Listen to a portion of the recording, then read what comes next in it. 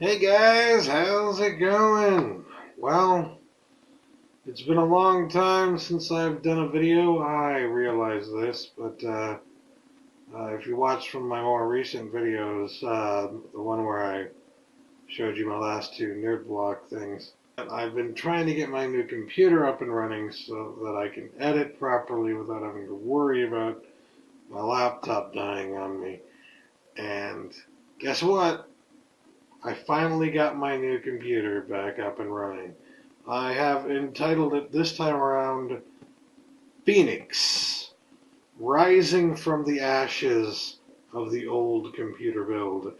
Phoenix arises and shall take over, and so far is without a doubt the best computer I've ever had. I have not had any problems with this at all.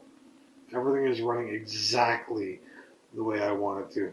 Okay, that's a little bit of a lie in terms of I've not had any problems with it. I did have one problem, but I fixed it, so it's not even a problem anymore. Now it's working how I want it to.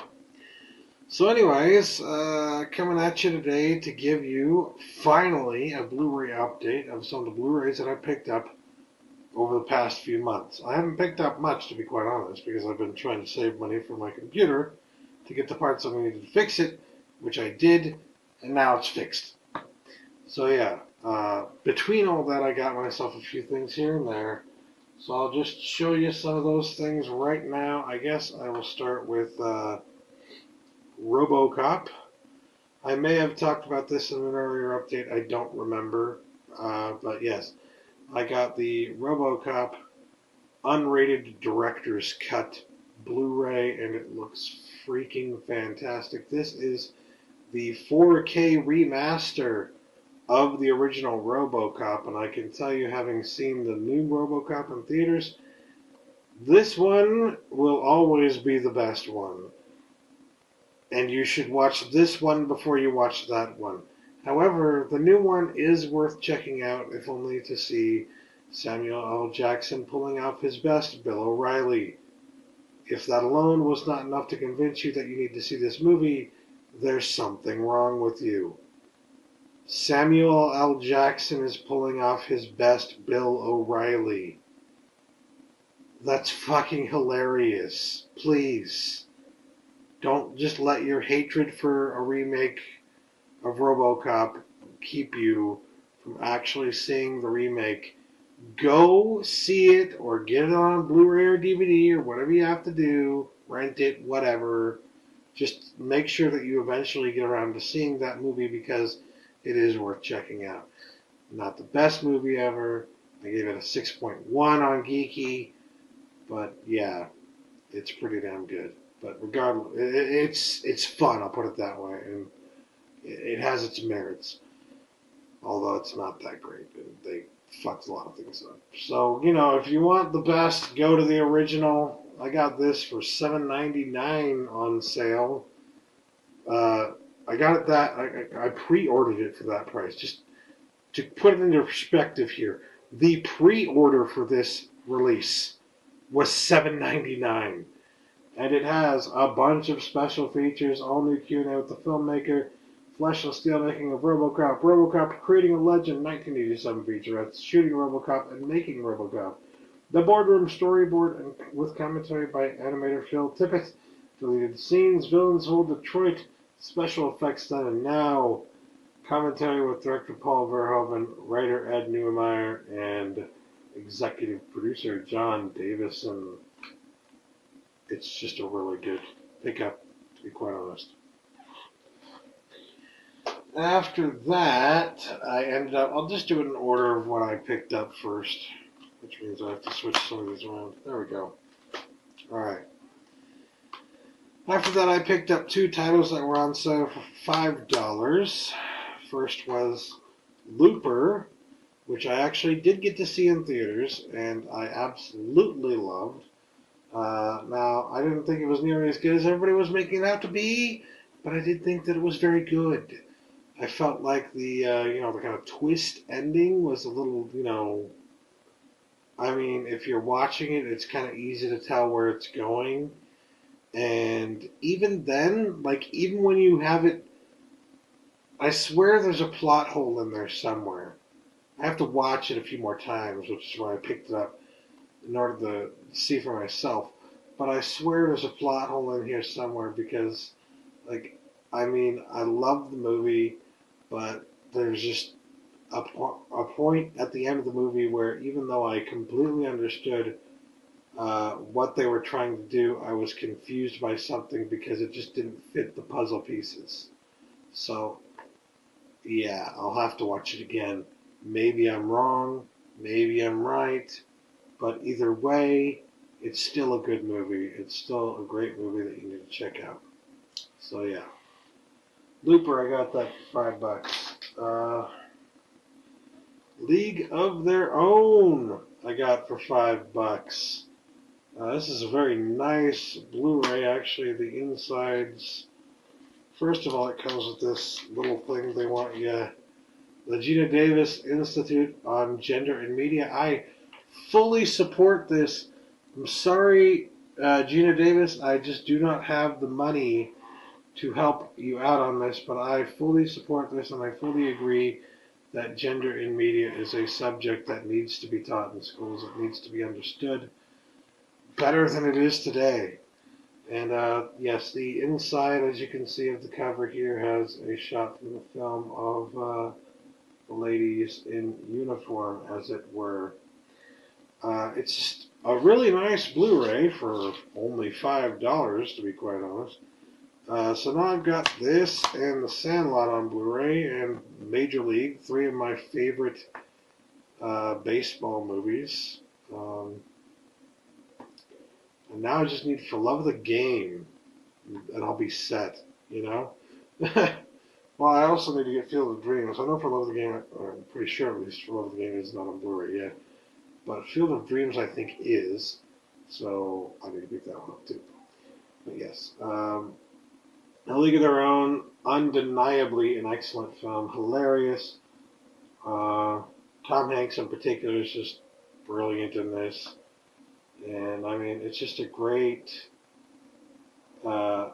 movie from a somewhat female perspective, which is not too surprising considering it was directed by Penny Marshall.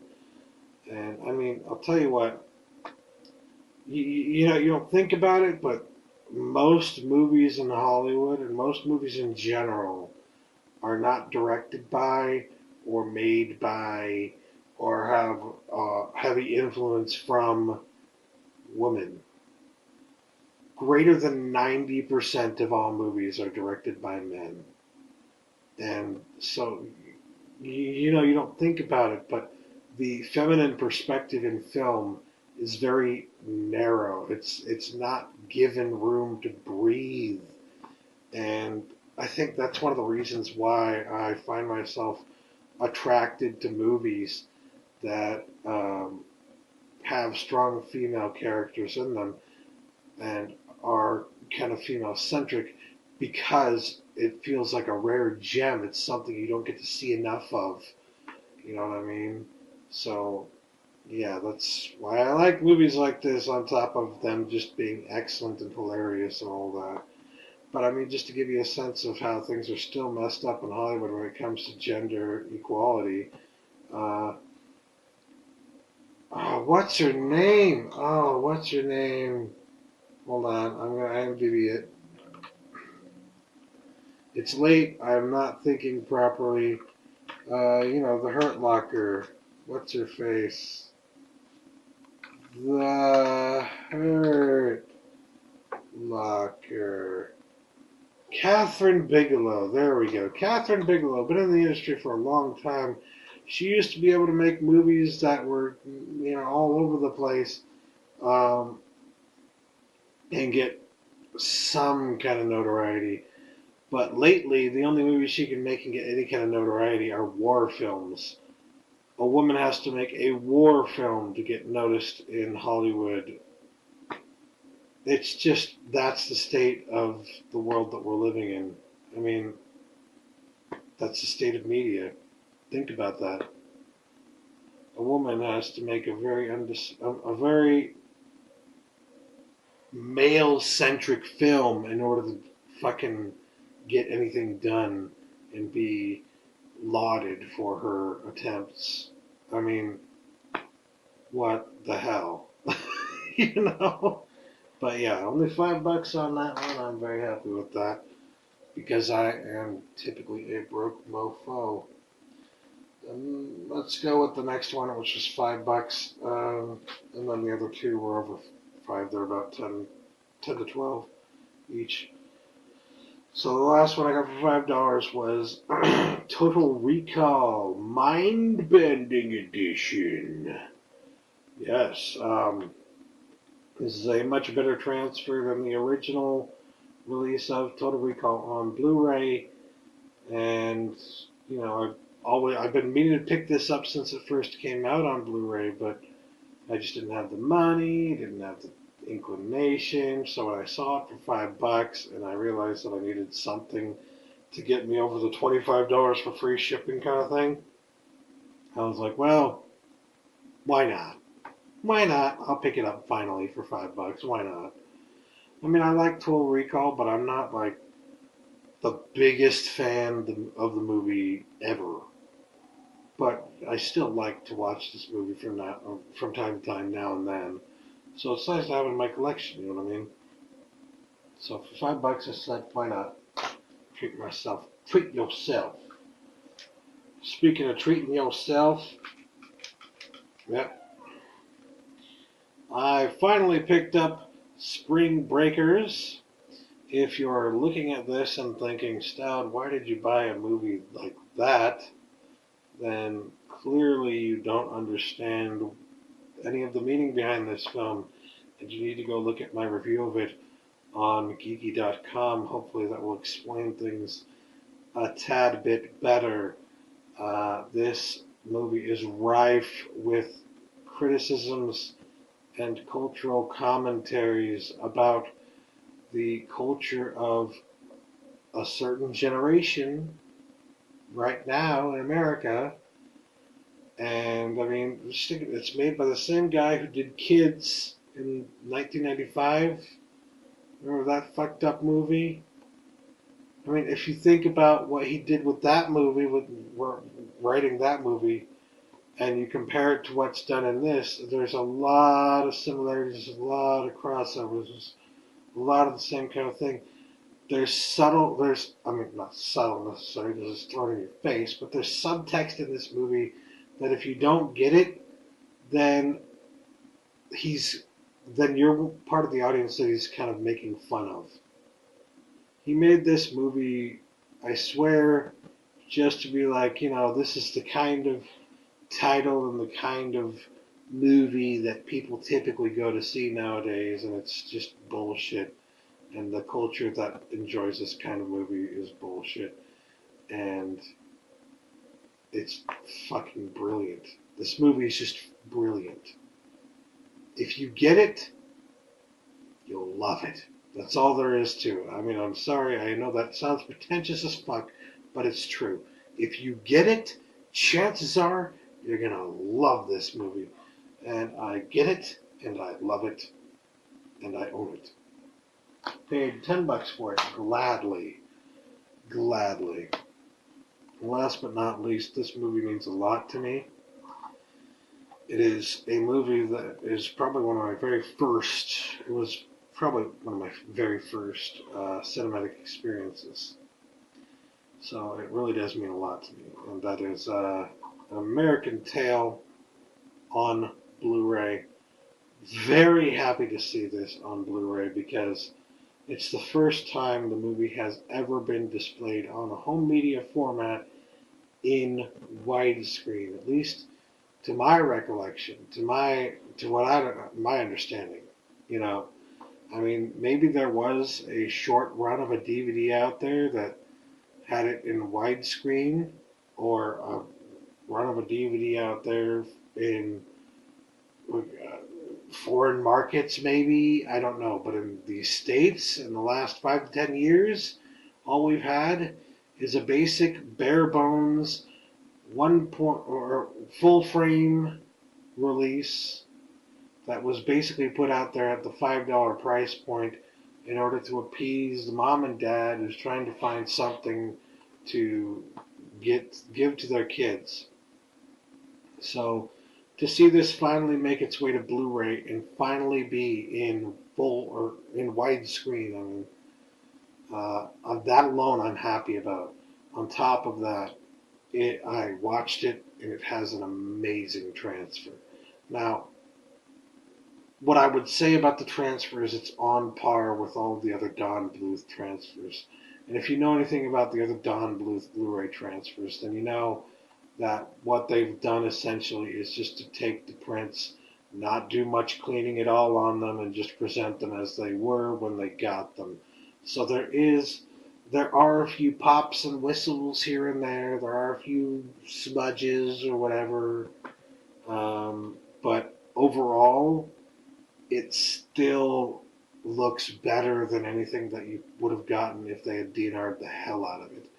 It is a true cinematic experience. It's exactly the way you want a movie to look on Blu-ray, even with its little, nicks and whatever there, because, I'd rather have that there and experience it like I would have experienced it in the theater than to not have that there and have all the detail removed.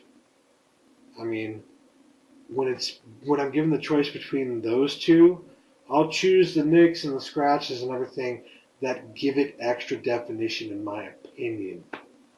So, yeah, and they use the heavy.